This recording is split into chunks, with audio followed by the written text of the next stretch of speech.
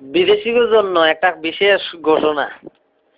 Dubai যারা বিদেশ করতেছে তাদের জন্য, দুবাই টু বাংলাদেশ একে বলে বিদেশ।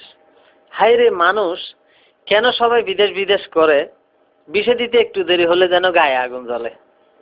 যদি বলি বিষে হয়নি, একটু ধৈর্য ধরো, তখন সে বলে সুদের টাকা একটু জলদি করো। বাবা মরার সময় একটু জমি দিয়ে গেল, হতভাগে বিদেশে আসা বিক্রি করে দিল। হঠাৎ করে এলো বিষে টিকিটের টাকা নাই, বউয়ের একটা হার ছিল বিক্রি করলো তাই। বিদেশ গিয়ে সানকোফাল তার সাচ্চা ভাইয়ের কাম পায়, দেশের ফ্ল্যাট মেলে না আর কিছুতে ভাত খায়। মেলে না আর সোনার পালং, ছোট্ট জালি খাট, কোন রকম শুয়ে সে কাটিয়ে রাত।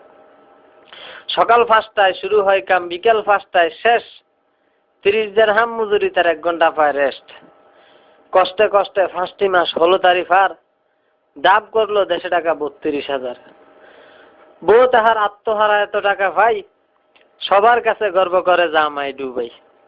হঠাৎ করে কানন দিল ডুবাইয়ের সরকার, বাংলার মানুষ বাংলায় অফস নেই তোমাদের দরকার।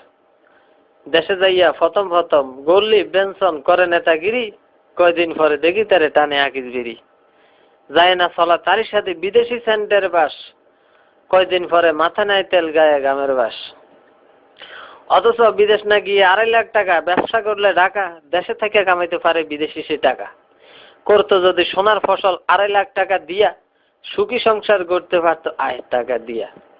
ছেলে মেয়ে মানুষ করতো, থাকতো একই সাথে, নো টেনশন নো ফুর্তি, ঘুমতো তার রাতে। নিজের চোখে দেখতে যদি কেউ বিদেশের হাল, বিদেশ আসার নাম লইতো না কে ইহুকাল পরকাল। নিজের চোখে দেখেছি আমি বিদেশ কাকে বলে, সবার কষ্ট দেখে আমার ভিতরটা শুধু জ্বলে। সবার কাছে এই অনুরোধ, কেউ না যাইও ডুবাই, জ্ঞান থাকলে দেশে ঘরে ডুবাইয়ের কামাই।